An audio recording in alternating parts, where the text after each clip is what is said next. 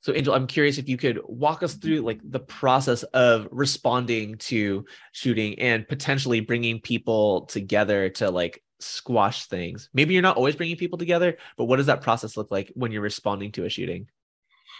So there's two different types of interventions that we currently do, and um, it's hospital-based violence intervention and then just the regular violence intervention. The hospital ones we love to do because there's this little period of time where we like to call it the golden opportunity, where the window is cracked just enough for this person to be laid up in the hospital reevaluating their life. Like, man, I got shot, I'm in the hospital, what am I going to do in my life? And if we get there during that little window of opportunity, then we could get our hooks into the person and Mm-hmm. really sell them on the change, but most importantly, selling them that they do matter, selling them on the fact that they do matter, that they don't have to keep going on this road, and that a better life is possible. It'll take some hard work, but we'll be right along their side doing the work. Um, Also, like just responding to the communities. We have another program that partners with us. It's called CORA, Community Oriented Response and Assistance, where while we're addressing the individual and his family's the trauma, this CORA group is addressing the community trauma. They go up and down the block, knocking on doors, handing out resources, like for anything, like if people need therapy for PTSD, um, or just anything like basic needs or rental assistance, whatever it is, like we try to.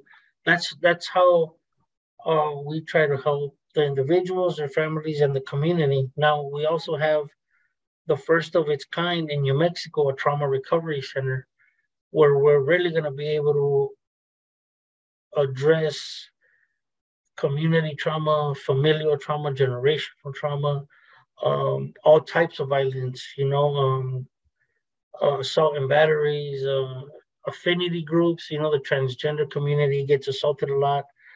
Um, just being able to address those traumas, I believe will make the community healthier. And we will have clinicians, but we also want to incorporate non-traditional practices like restorative justice, healing circles, um, culturally competent ceremonies like or curanderas. I don't know if you know what that is, but Hispanics believe a lot like in the healing powers of, like, I guess you could call them witch doctors or something, but just like we really Traditional want. medicine. Like I would say, like, Yeah, restorative justice is the traditional, and like we've been indoctrinated into punitive and carceral, right? And so like reviving those spaces yes, is so important, like for people to be yeah, able to tap into, you know, the practices of their ancestors and people who have come before us that like have helped keep our communities alive for so long. That's great. That so when you said trauma center, I was like, oh, like a hospital, but no, that's not what this is. This is based in the community. yeah. So what the vision is having a community space for people to come in and have like little satellite offices, a big room where it's not like clinical at all, but just like homey, like a living room or something where people could just come chill.